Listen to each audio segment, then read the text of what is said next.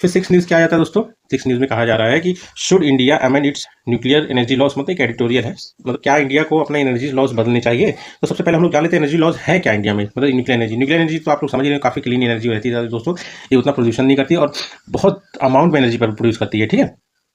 पर ये है कि मतलब कॉन्सेंट्रेटेड है, पर अगर मान लीजिए लीकेज हो गया या फिर ब्लास्ट हो जाए तो ये उससे इससे ज़्यादा खतरनाक कुछ भी नहीं है, ठीक है, क्योंकि रेडियो एक्टिव एलिमेंट बहुत खतरनाक होते हैं ना।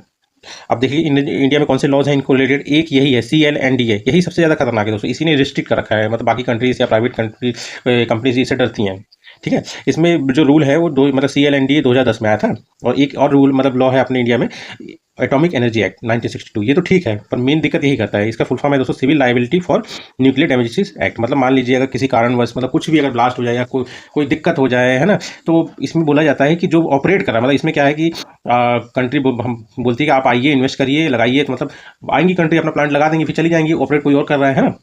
पर इसमें ये बोला कि जो ऑपरेट कर रहा है वो तो भाई लाइबल है ही, पर जो मतलब कुछ कंडीशन में जो जिसने लगाया है ना, जिसने लगाया वो भी लाइबल हो जाएगा। तो यही कंडीशन मतलब ये दिक्कत कर रही है, तो इसलिए रसिया तक पीछे हट गया है ना।